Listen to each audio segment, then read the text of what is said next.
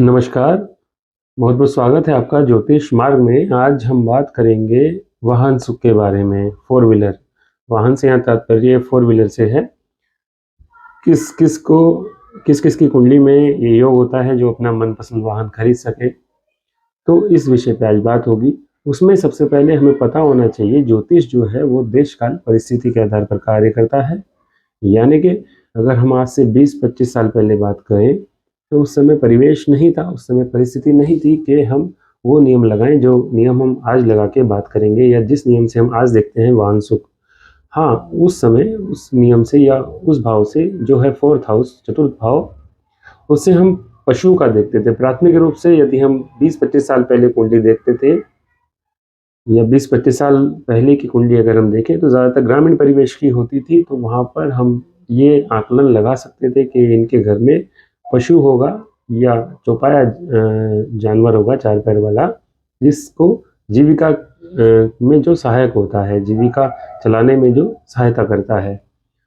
लेकिन आज ऐसा नहीं है। आज हम सेम भाव से पहले प्राथमिक रूप से हम वाहन को देखते हैं, और वाहन भी कार को, यानी कि अपने जो सुख के लिए, लग्जरी के लिए ली जाती है वो कार। तो क्या योग बनता है कार लेने का, वाहन लेने का? 3 नियम देखिए यहाँ पर हैं। क्या है? एक तो चतुर्थ भाव को आप जरूर पॉइंट आउट कीजिए, वो रहता ही है। तो चतुर्थ भाव जो है कुंडली में, उसका जो स्वामी है वो किसी न किसी शुभ ग्रह के साथ होना चाहिए, या फिर अपनी स्वराशि या उच्च राशि में हो कुंडली में कहीं भी। चतुर्थ भाव का स्वामी, मान लीजिए मेष लगन की कुंडली है, चतुर्थ भाव का स्वामी चंद्रमा बनता है। चंद्रमा की स्वराशि या उच्च राशि, या फिर किसी न किसी शुभ ग्रह के साथ स्थित हो, यानी कि गुरु के साथ हो, शुक्र के साथ हो, या चंद्रमा तो खुद ही शुभ ग्रह है। तो इस तरह की स्थिति यहाँ पर दिखाती है कि इनको फोर व्हीलर का सुख मिलता है। दूसरा नियम क्या है? शुक्र फोर व्हीलर का कारक ग्रह माना जाता है। तो शुक्र आपका या तो उच्च का हो, उच्च का शुक्र मीन राशि में होता है, कुंडली में कहीं भी मीन राशि का शुक्र होगा, या फिर शुक्र द्वादश भाव में हो। दोनों नियम लगभग एक ही तरह के हैं। तो द्वादश भाव का जो शुक्र है वो भी वाहन सुख दिलाता है। तो दूसरा तो ये बात हो गई, शुक्र या तो द्वादश भाव में हो या फिर उच्च राशि में हो, जो मीन राशि होती है। तीसरा नियम क्या है? आपकी कुंडली में मालव्य योग हो। मालव्य योग कैसे बनता है? शुक्र आपकी कुंडली में केंद्रगत हो। कुंडली में केंद्र के 4 भाव होते हैं, यानी कि पहला भाव, चतुर्थ भाव, सेवंथ हाउस, सप्तम भाव और दशम भाव, 10th हाउस।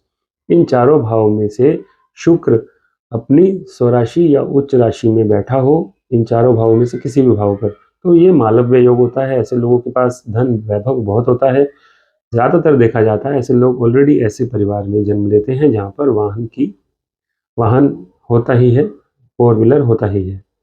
तो इन 3 नियमों में से 2 नियम तो होने ही चाहिए, तब आपको फोर व्हीलर का सुख मिलता है। अब फोर व्हीलर के लिए क्या समय और किस तरह से मिलता है, कैसे और कब मिलता है? तो एक तो दशा देखनी पड़ती है हमें फोर व्हीलर की, और एक गोचर देखना पड़ता है शुक्र का। जैसे मान लीजिए कुंडली में सेकंड हाउस जो धन का होता है, फोर्थ हाउस जो वाहन का है, फिलहाल वाहन का है, बाकी और भी चीज देखते हैं उससे, और 11th हाउस जो लाभ का होता है। इन तीनों भावों की दशा चलेगी, और साथ में शुक्र का गोचर फोर्थ हाउस पर, या फोर्थ हाउस जो लॉर्ड है उस पर, या उसके नक्षत्र पर होगा, तो आपको वाहन सुख उस समय मिलेगा।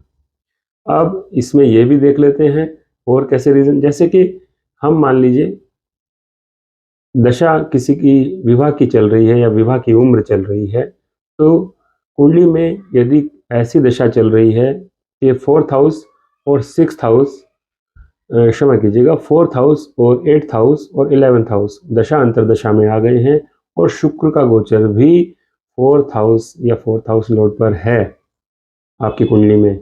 गोचर को थोड़ा सा आपको यह समझना होगा, शायद कुछ लोग नहीं समझ पाए। गोचर मतलब प्रेजेंट टाइम पे जो स्थिति बनती है, जिस समय आप कुंडली का विचार करें उस समय प्लेनेटरी पोजीशन में शुक्र किस राशि में है वो गोचर होता है। तो शुक्र या तो दृष्टि दे फोर्थ हाउस लॉर्ड को या फोर्थ हाउस को, या ऑलरेडी फोर्थ हाउस में हो, या फोर्थ हाउस का जो लॉर्ड है उसके नक्षत्र में हो। तो इस स्थिति को देखते हुए अगर क्योंकि यहाँ 8th हाउस का रिलेशन भी आ गया और आपका विवाह का भी योग चल रहा है, तो आप मान के चलिए आपको दहेज में गाड़ी मिल सकती है।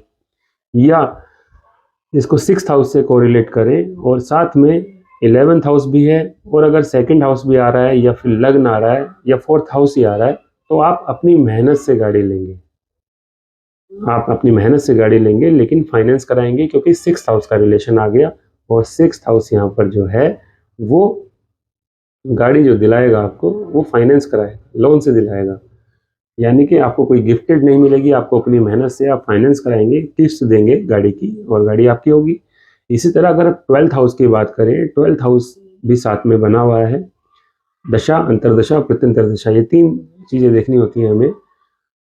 और 4th हाउस, 11th हाउस और 12th हाउस का अगर ऐसे संबंध बन जाता है दशा, अंतरदशा और प्रत्यंतर दशा में, इसमें महादशा या दशा किसी की भी हो सकती है, यानी कि 4, 11, 12 भाव में से किसी की भी दशा हो सकती है, किसी की भी अंतर दशा, किसी की भी प्रत्यंतर। तो दशा, अंतरदशा, प्रत्यंतर दशा तीनों में से किसी भी भाव की होगी, लेकिन तीनों की ही होगी। समझ के चलिएगा। मान लीजिए कि जो दशा है वो तीनों में से किसी भी भाव से रिलेटेड हो सकती है, अंतरदशा किसी भी भाव की हो सकती है, प्रत्यंतर किसी भी भाव की हो सकती है, लेकिन 3 भाव से बाहर नहीं होगी। 3 भाव के जो स्वामी हैं उन ग्रहों से बाहर नहीं होगी।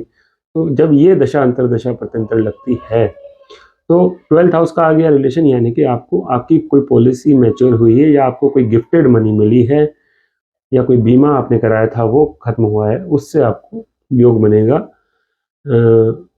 प्रॉपर्टी, वाहन लेने का। इसी तरह अगर हम नवम भाव को देखें, तो नवम भाव से पिता से संबंधित, पिता के पैसे से हमें ये वाहन सुख मिलता है।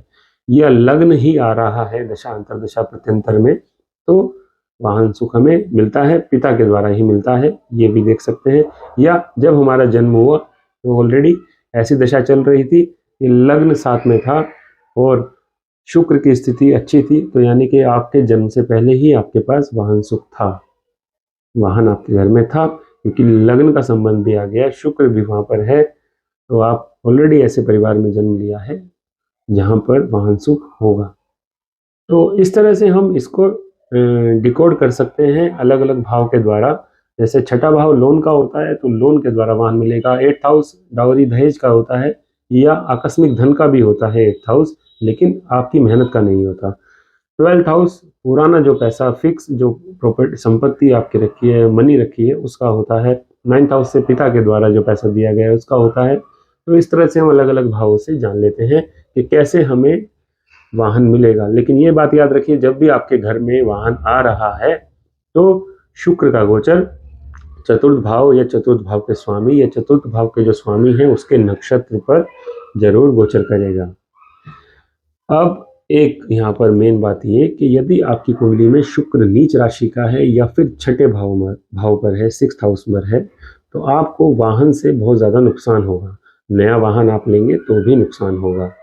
यहाँ पर अगर आप वाहन अपने परिवार में किसी और सदस्य के नाम से लेते हैं तो आपके लिए बहुत अच्छा रहेगा। आप अपने नाम से कभी भी 4 व्हीलर ना खरीदें तो ही अच्छा रहेगा। जो लोग कमर्शियल वाहन यूज़ करते हैं, यानी कि जो लोग टैक्सी जिनकी चल रही हैं, बसें चल रही हैं, ट्रक चल रहे हैं, उनके लिए ये सिनेरियो नहीं है। उनके लिए अलग से कुंडली देखी जा सकती है, क्योंकि वहाँ पर शनि का भी बहुत महत्वपूर्ण भूमिका आ जाती है। लेकिन यहाँ पर सिर्फ बात हो रही है पर्सनल यूज़ के लिए जो 4 व्हीलर या व्हीकल लेते हैं उसकी।